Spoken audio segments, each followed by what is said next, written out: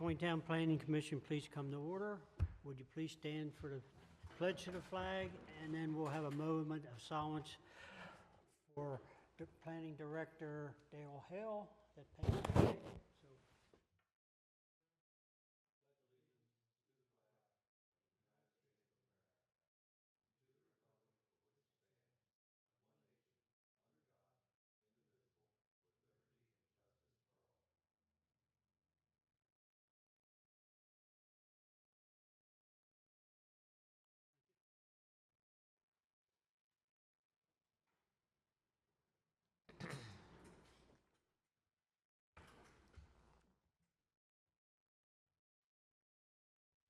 The members reflect, let the records reflect the members that are present here this evening. Bill is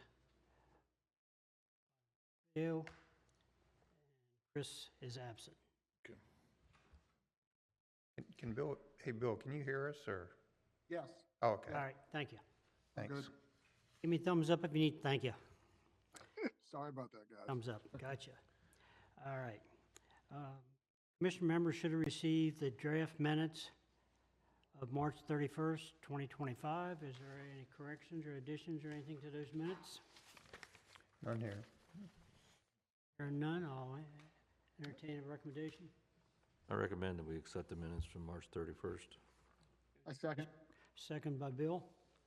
Any further discussion? All in those favor, signify by saying aye. Aye. Opposed, nay. Carried. Thank you.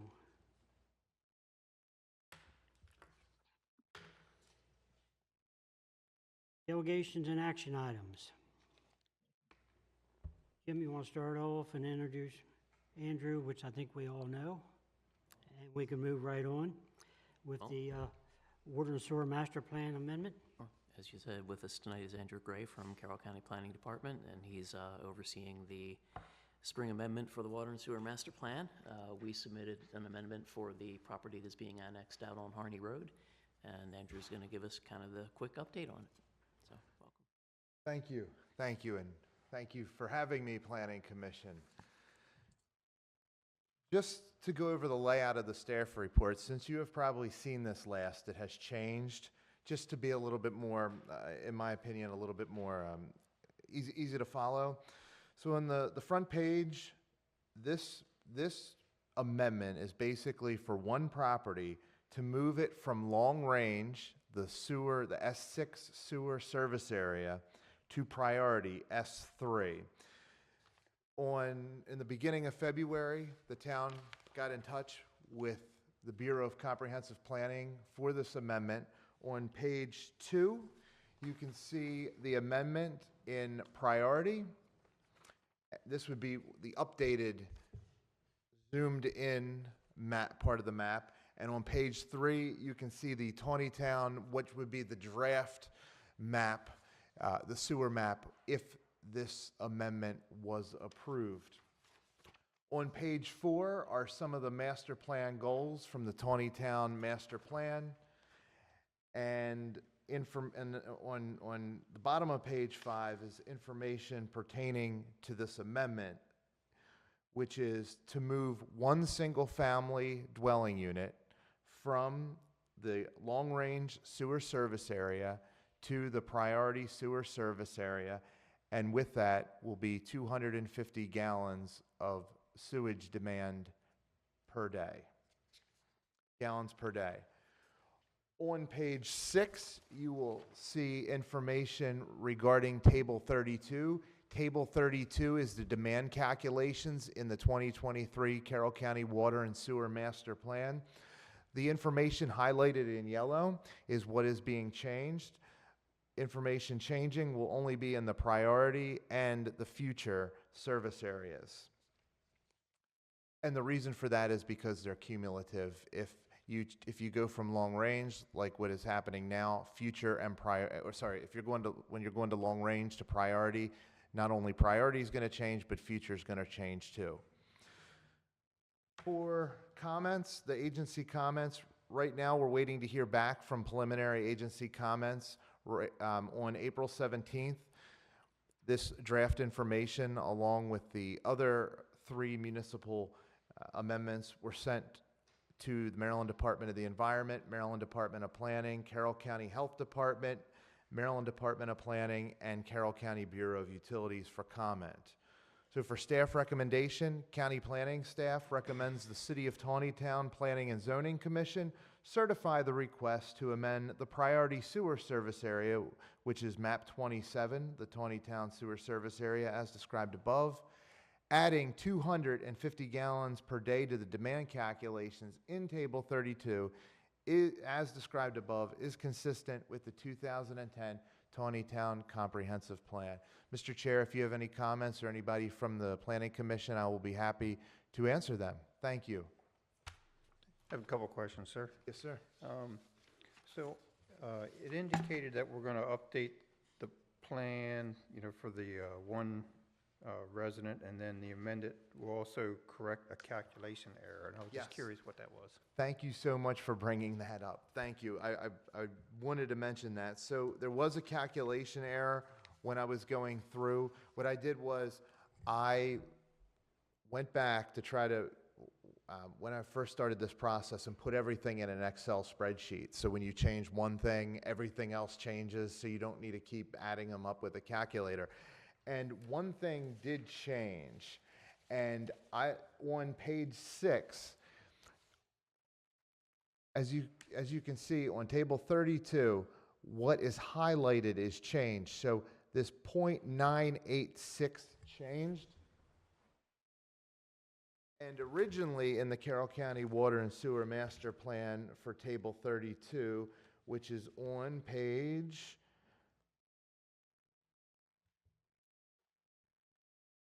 153 for Taneytown, that number for total demand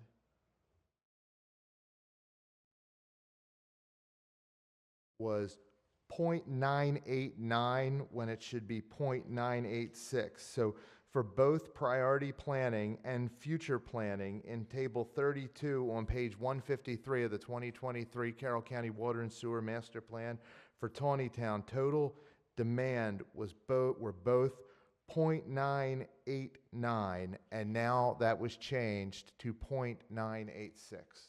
Thank you. And thank you. I got two more questions. Yes, sir.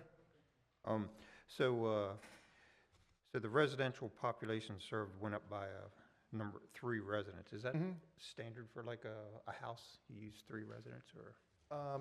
That is another great question, because in the back of the Carroll County Water and Sewer Master Plan on page, and if anybody at home's following along, page number 169, it has the different towns, different communities, because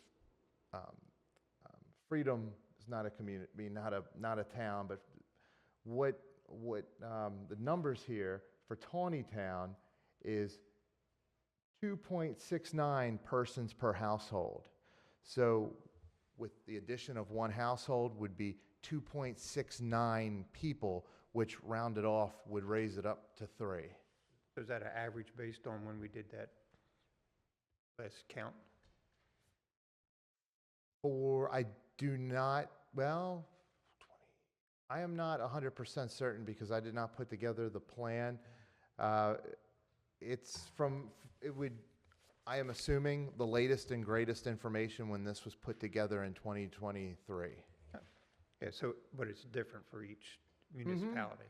Exactly, Okay, yep. that's interesting. I don't know if those are from the actual census or the American Community Survey, which would have been a little more updated when the plan was updated last. Actually, it's, and real quick, just to read this bottom, sorry, I didn't mean to interrupt. It says the persons per household is estimated for each community and is based on 2020 census data. So it is 2020 census data for all of the different communities. Okay, yep, I mean, the numbers seemed reasonable, I just didn't know where it came from. Yeah. And my last question is, so in the recommendation, you refer to map 27, which I assume is the map on page 3, but it's not noted that it's map 27, so. Matt, the reason I have that as map 27, because in page 134 of the Water and Sewer Master Plan, under Taneytown Sewage, the Taneytown Sewer Service Area, that map will replace map 27 27 in there. on, yep, page 134. So that's why it was labeled as map 27, because that's going to go right in. Right, and- but it and is in change. fact page 3 of our handout. You are correct. Okay. Map 27. That's all I had. Thank you. Thank you. This amendment is because of the property on Harney Road, right? Yes. So how do you compensate for the lots, Rever's lots 203, 206, when we take 4 lots and make them down to 2, in the same way on 20 Drive, when we took 1 lot and made 2? Where is that compensated in the use? So we probably do need to go back and look at that, because I don't know if that was considered existing service area. I think the last time that the last triennial update, I believe the GIS and the mapping was much more accurate and identified individual parcels better than the previous maps had. So we may need to do a fall amendment to bring those in now that there's interest in developing them. So not knowing without looking at the master plan what category they're in, we would generally track them on our water allocation resolution that the mayor and council pass every month. So we have X number of gallons available.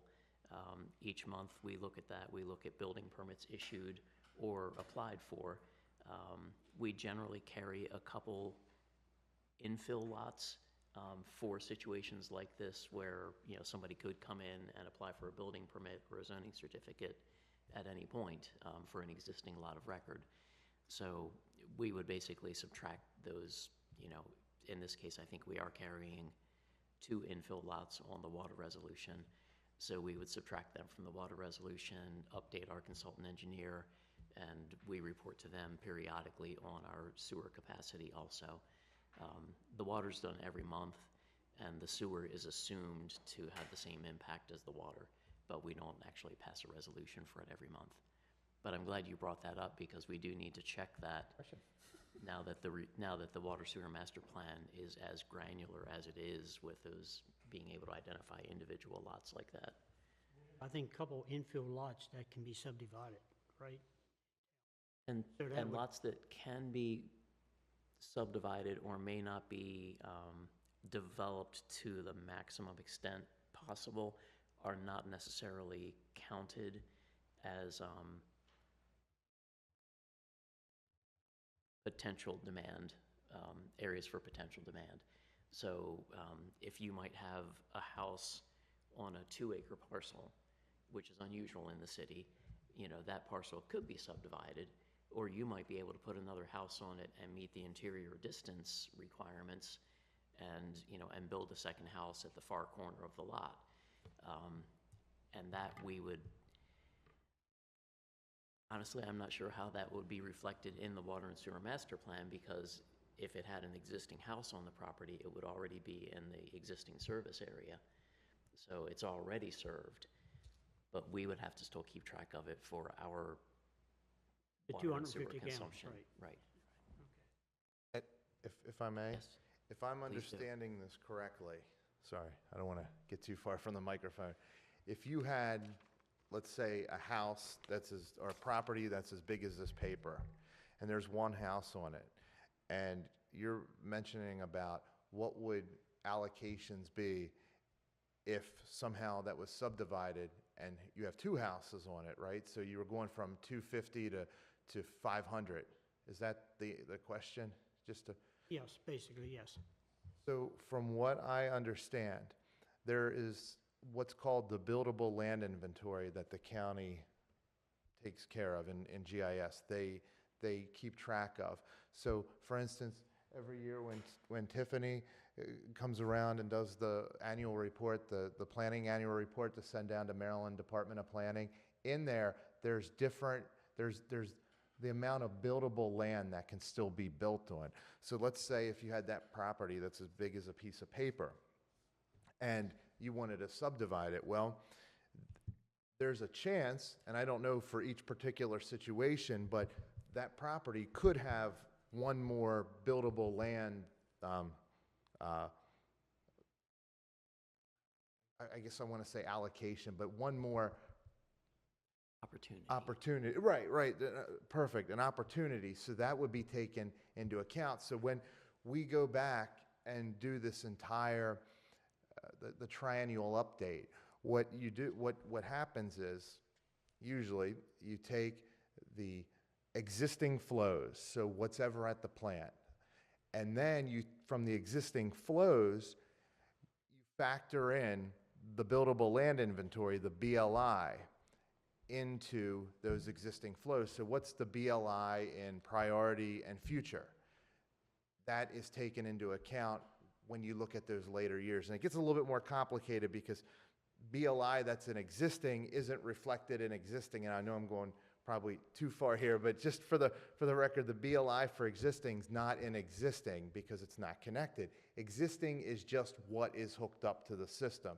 So if you have a house that's in the existing water and sewer service area that's not hooked up, it would be shown in priority. And buildable land in priority would also be in priority, and buildable land in future would just be in future. So sorry, I didn't mean to, I don't want to throw too much out there, but that's how, from what the question you were asking, there's that buildable land inventory that the county keeps track of that goes and factors into the numbers that are in the master plan. So if we had a 2-acre lot that happened to be in town property, depending on what it's zoned, that's what you would use for the buildable? From what I understand, the county GIS looks at what the zoning is and the yield of the property. Now, with different zoning, you go from, from residential to, in the plan, other for commercial industrial, and that would be based off of acreage, buildable acreage. Residential's just buildable dwelling units at 250. That's how. That's interesting. It seems like a lot of work for a what-if analysis. What if, yeah. And that's why I love the power of Excel. Ask for a number, you can get anything you, right. So then how do we account for Allendale Lane when we lost those 4 houses, or 3? How many was there? 4. Oh, was it 4? Maybe it was 3. I can't remember. So how did that get accounted Out for? of sight, out of mind. So what we've done Am I asking the wrong typically- question at the wrong time? So it's, yeah. I don't recall that we did anything on the water allocation resolution because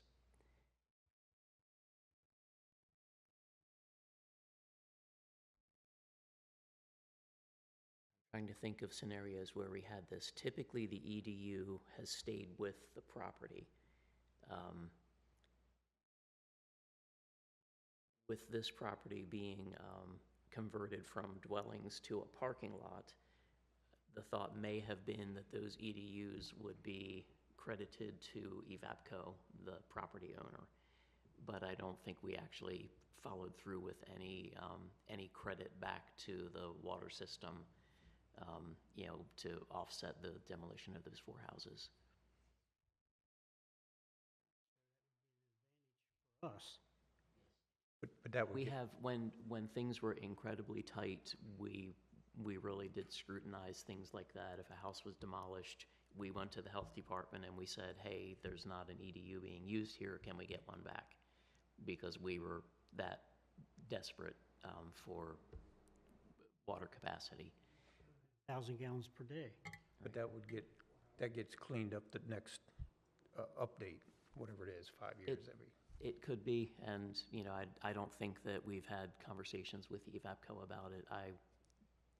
I don't remember making any adjustments on the water allocation resolution, but I haven't been as closely involved with planning and zoning stuff as I used to be. So that's a good question to know. But normally the EDU stays with the property more often than not.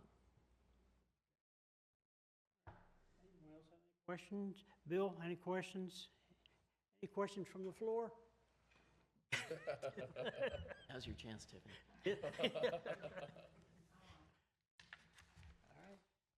So I guess we're looking for a motion for me to have authority to sign this. Sure. I'd like to make that a motion that I sign the Carroll County Water and Sewer Master Plan 2025 Spring Amendment. I'll make the motion. Barry made the motion. Is there a second? Second. Comments? And I guess the floor is okay with that. So all those in favor of the motion of approval, signify by saying aye. Aye. Opposed, nay. Carried. Signed, dated. Dated. Thank you, Planning Commission.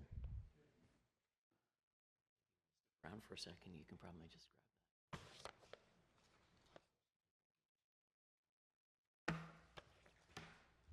that. Okay. We want copies of this before, yes, Where's but the we back? need copies of it before you take it.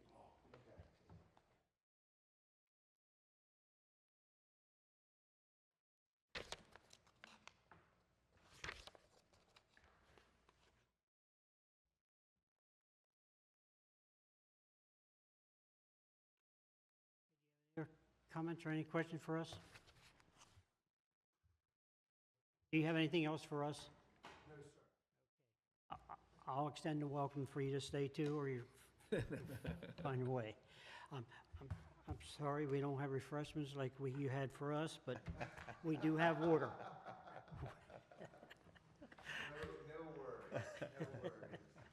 All right. Ordinance and agreement for review. Evidently there isn't any. Jim, you have a report that you want to give on?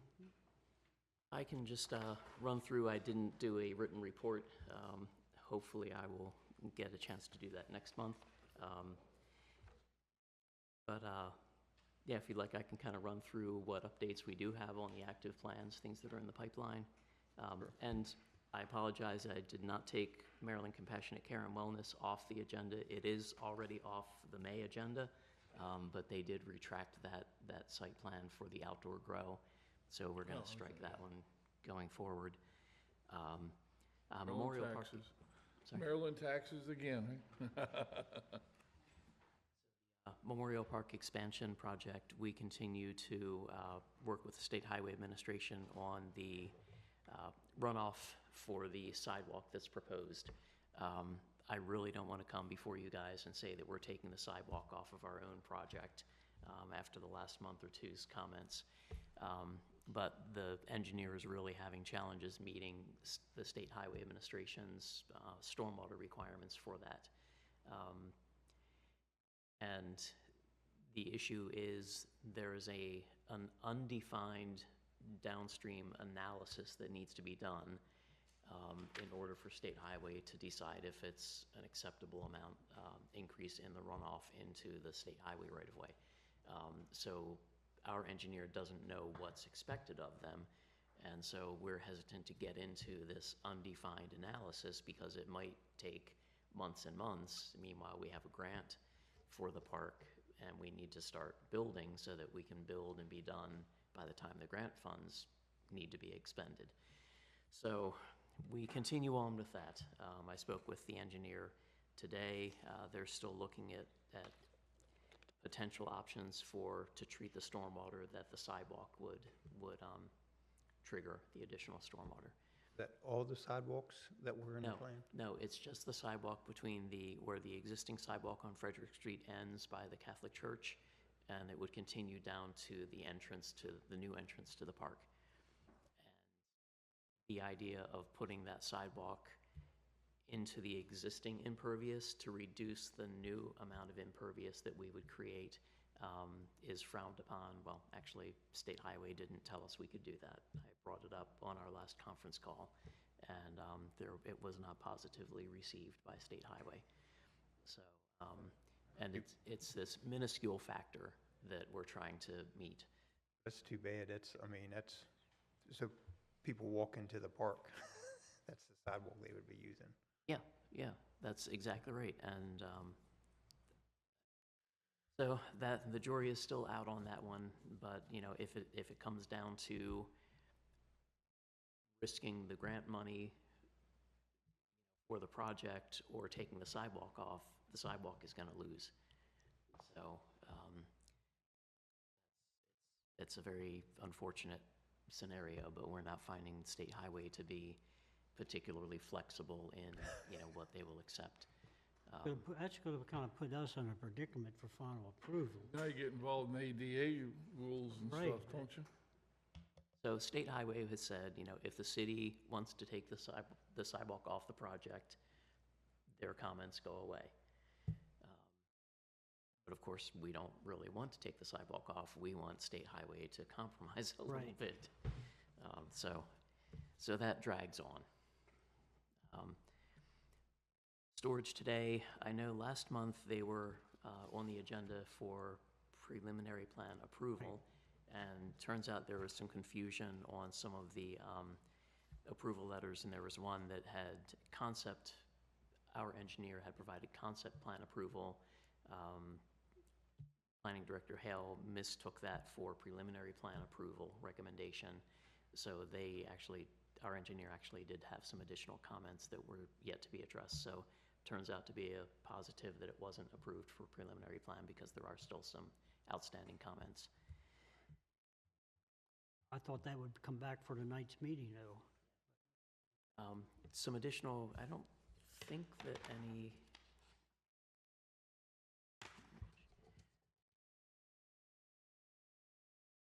Yeah, we did get one additional comment letter, I think, on that one. Yeah, but that's all we've heard on it, so we haven't gotten any revised plans yet that have that struck through text deleted. I have not heard from their engineer. What we heard back from the county was the ADA. Right. ADA, forest conservation. Mountain Brook, we're still having some conversations with FlowServe about the road easement across the property. FlowServe has agreed to set up a time to meet with their leadership team, who is the group that declined to approve the easement request. So we may be talking about possible compensation for FlowServe, or some other benefit that we can try to determine or define for them. So the door's not completely closed on that one, so that obviously will impact the design for Mountain Brook Farm. While you're on Mountain Brook, I think last month and probably the month before, Barry brought up a good issue about easements, out with two different means. Thinking about that, and it's kind of hard to put something in writing about a distance from one entrance to another based on the development or project. But that's something I think we really need to be thinking about for that particular site and the other site. Certain distance from each entrance.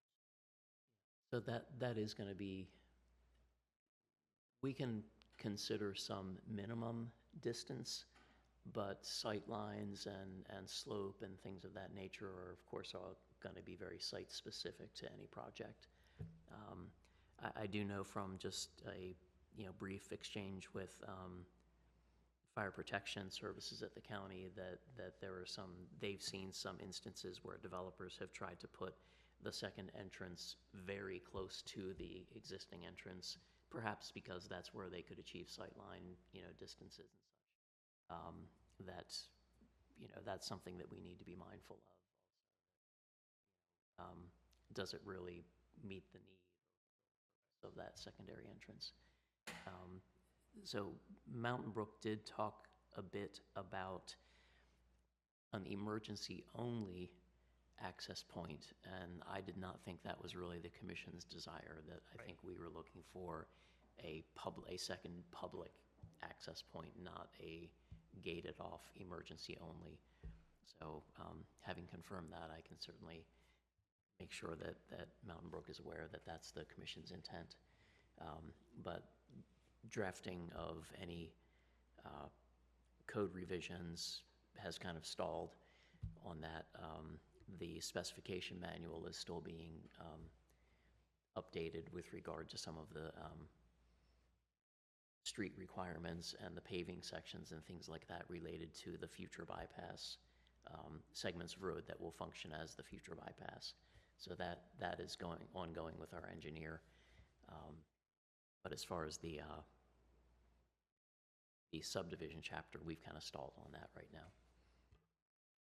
I know we kind of set in the past a rule of thumb of 50 homes requirement, but I think somewhere that should be in a standard, just a rule of thumb by the commission here. I think. And that's what we want to address in the, most likely in the subdivision chapter. That's where it's going to apply, you know. Sounds I like a suppose lot. you can, we could have a residential subdivision or site plan also like Carroll Vista, so we Right. probably will need to touch both of those chapters. I think the county has less than that. Don't they have around 20 or I something? think they like to see 25. At 25, they like to see, at least fire protection likes to see multiple points of ingress, egress. So you'd have a rule of thumb, you follow that.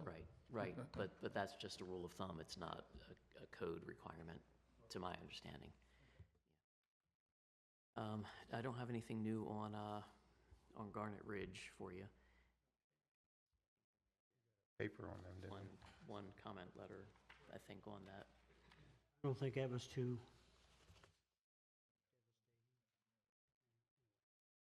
All right. Let's see. Sheets. I thought we were getting pretty close with Sheets a couple months ago. We are. I actually just reviewed the city attorney's latest invoice. There was nothing on there for Sheets, so we can close out their escrow account. We just wanted to make sure that there weren't any billable hours for either our engineer or the city attorney before we return the balance of the escrow to them. So just reviewed that invoice today. The treasurer sent it to me. I was going to hold off until we asked for legal opinion on this thing. Jay, you on? I am, Mr. Chairman. So where do we stand with all these projects that Jay's involved with? I understand he's getting close to his end of service here with us. So what happens next month and preceding months with these projects? Well, I That's- think the plan at this point in time, there is no plan. That's Taneytown. So what I had sent to you all and the council last month wasn't a surprise because we kind of had announced this about 18 months ago. And so I had told the city manager that if we want to do something in the transition, that he and the mayor can talk about what that would look like and how that would help and what they need me to do. And so we haven't had that conversation yet, but at least that's my thought, is I don't want to leave the city high and dry and just walk out. So, you know, there are different options, but I feel that the mayor and the manager need to kind of come up with what they see their need is at this point. Not kind of what I wanted to hear, but that's fine. All Jay right. and I need to get our schedules out and set up a little time to hash through that. So Ahead with the rest of the projects.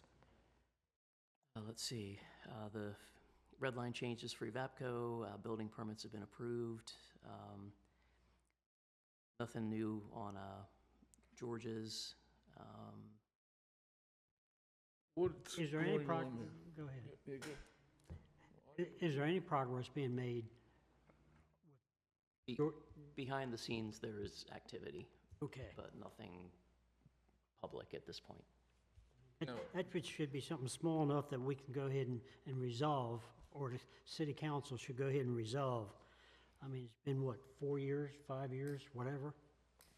Does he pay any water at all, or are we waiting to see what the end of the period is? They get the normal quarterly bill. Okay. This is all about the benefit assessment fee from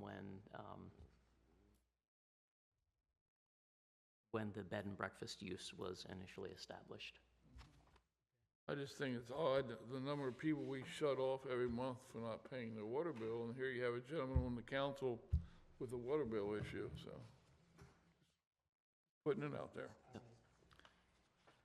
Yep. Yeah. Meads Crossing, Public Works has been back out to re-inspect. The developer thought they had finished all of the punch list items, but there were still a handful of things that need to be corrected before the city accepts ownership of the infrastructure. So we are expecting that to happen within the next month or so. I mean, it's warm weather now. We don't need to wait for paving or anything like that. I'm not sure what the I know they had some issues where water valves in the streets weren't set properly and some minor things like that. So Did we figure out what the extra water was coming from? they've gotten that largely under control. There is still some increase after rain events. And, we realize that we're never going to have a completely tight system, but the inflow has gotten down to a reasonable level that Public Works says they're willing to accept. It's still higher than I think we would like, considering that the infrastructure is only a couple years old. Right. But we're willing to accept it with the things that the developer put in place. It's the new structure basically leaking from the outside in, right? There are some suspected other factors that we really can't prove. Understand. Like sump pumps, maybe? That is Pumps, something that downspouts. we suspect may be a factor with some lots out there. Yeah. All right. So at any rate, yeah, hopefully that will be, hopefully for them, the city will take that over in the next month or two. EPCO just mentioned that earlier, that the feature wall permits were approved. Otherwise, construction continues. Construction activities begun at Recovery 180. I don't know if anybody's been down there along Harney Road to see the silt fence is up and some activity has started. Nothing new on the EVAPCO parking lot. Back to the Recovery 180. What was it, a year ago, we gave a final approval with contingency on completion of, how long does that stand as a final? So they've gotten their grading permit approved, so that's basically saying construction has started. That's usually our benchmark. Benchmark, okay. That construction started is when we sign the grading permit, and that's been done. And that was just this month. Nothing new on the EVAPCO parking lot or the elementary school, so Okay, that's all I got. comments on any of those? Nope, thanks. All right, now we'll jump back into Jay. Well, good evening. We've kind of touched on the transition that we need to come up with. And, to that end, I've been working behind the scenes to make sure all of the land issues are at least dealt with or on that right track to being dealt with, the easements and the evaluation that the city manager talked about and those types of things. And other than that, the past month, the biggest issue has been trying to create a list of the things that are outstanding or need to be dealt with. And the list keeps growing and growing, but I guess that's the way it is in the city office. So maybe I'll see you at a future meeting. Maybe I won't, but if not, it's been wonderful to work with you. I think Chairman Parker, I was trying to remember, you were here before I got here. I mean, so how many years ago was that? So.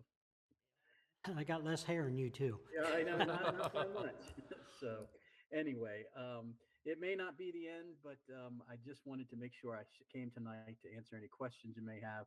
Things really have, since our last couple meetings where we talked about Mountain Brook and the Dara and things like that, they've kind of come to a standstill because the developers realize until we get our act together about the two entrances and the right of way, we're not going to agree to anything. And so they realize that at least. So that's kind of where we've left that, but they want to move ahead as well. So there's always room for negotiation, I guess. Jay, always remember that you're welcome, and you're going to be really missed by at least this commission anyway.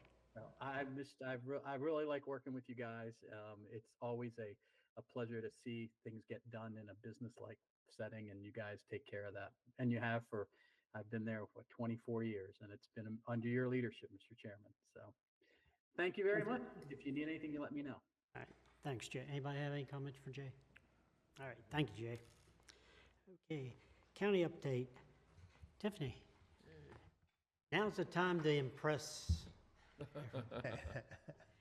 Well, on another note, though, I do want to express, on behalf of the Bureau of Comprehensive Planning, as well as me personally, my condolences for the loss of Darrell Hill. He has been a wonderful colleague, as you know, and he will be greatly missed.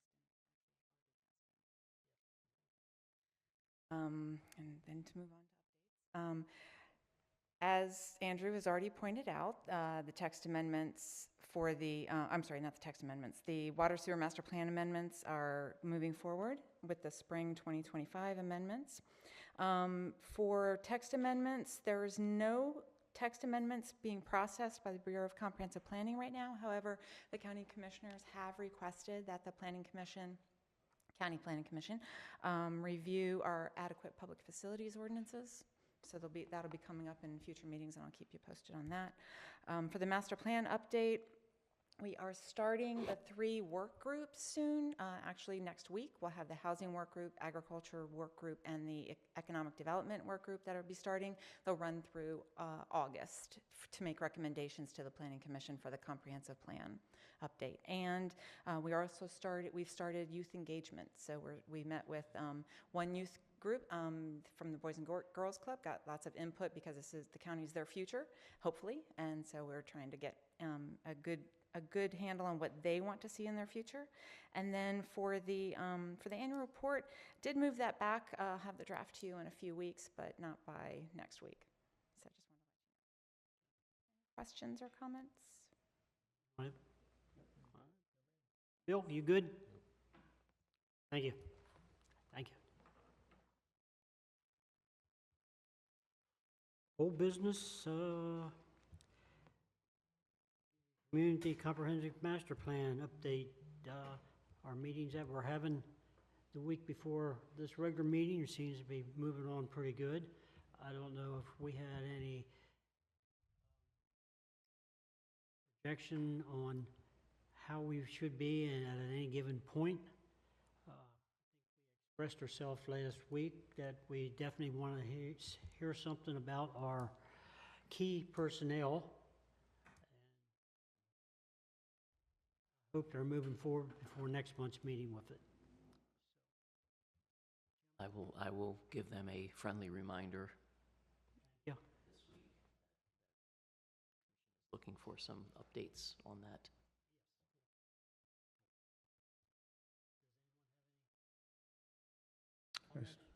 Meetings? Nope. Nope.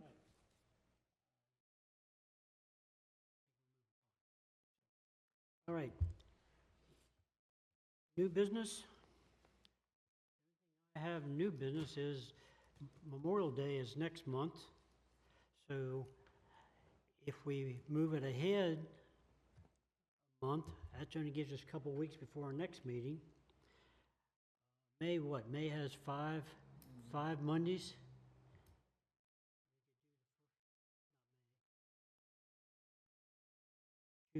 June. 5 Mondays, right?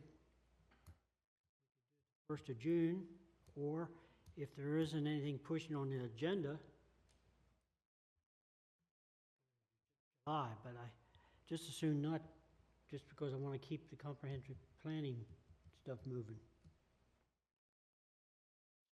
Any thoughts? So, right, we could meet on May 19th or June 2nd would be the week before or the week after. Say June when? June 2nd would be the first Monday. Of course.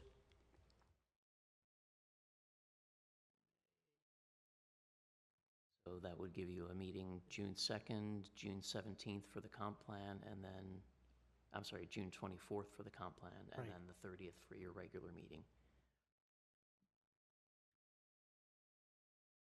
What suits everyone? You have any idea what the agenda's gonna look like? Frankly, not gonna sugarcoat it.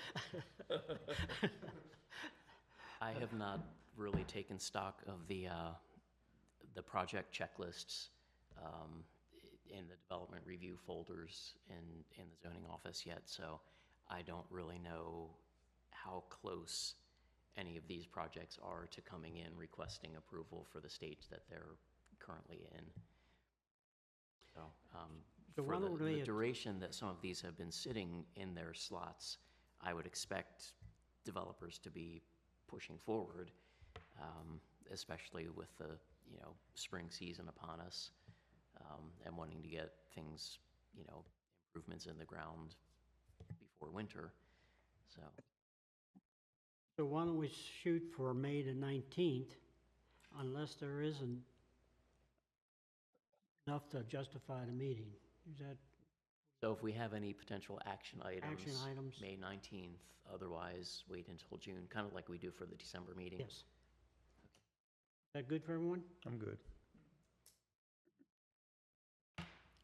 Good for you, Jay? Good for me. Remains to be seen, right? All right. May the 19th. No. It's our regular meeting, 7:30. 7:30.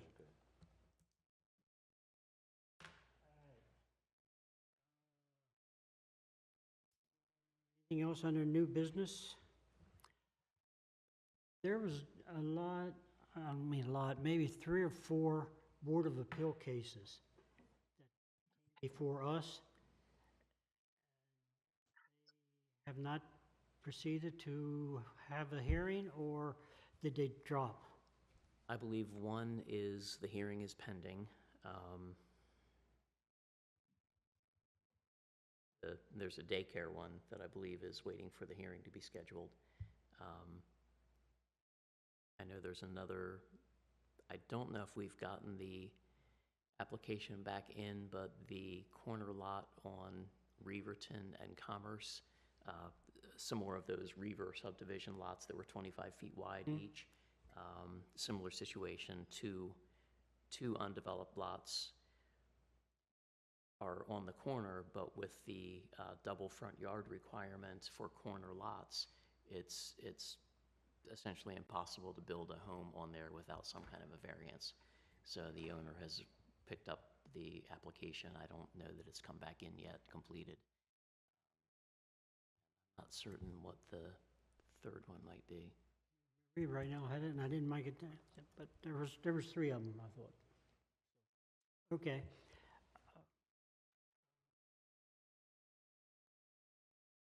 Thinking there was a sign variance, but We did the sign, but the that was the The hitchman. hitchman made theirs smaller, so they don't have to go to the Board of Appeals. We didn't have to, the fire company didn't have to go to the Board of Appeals. Right, you guys approved both of those last month. I'll check with the city clerk. If there's another one, I can shoot an Send email us a out. text or something. Yeah. Very good. Anything else? Nothing new. Anyone? Yes. Question, with the moving of the next month's meeting to the 19th, would that apply to the comp plan workshop at all, or would that Tuesday just be the next following day? I would think it would just be the following day. Yeah, it'd be. Yeah, it would be the 20th, yes. Okay, thank you. Sure. Anything else? Bill, you good?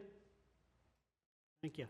Okay, I'm looking for a motion for adjournment. Motion to adjourn. Brown made it. Warner seconded. Any further discussion? All in favor, signify by saying aye. Aye. Opposed, nay. Carried. Thank you, and thank you, guys. Thank you, gentlemen.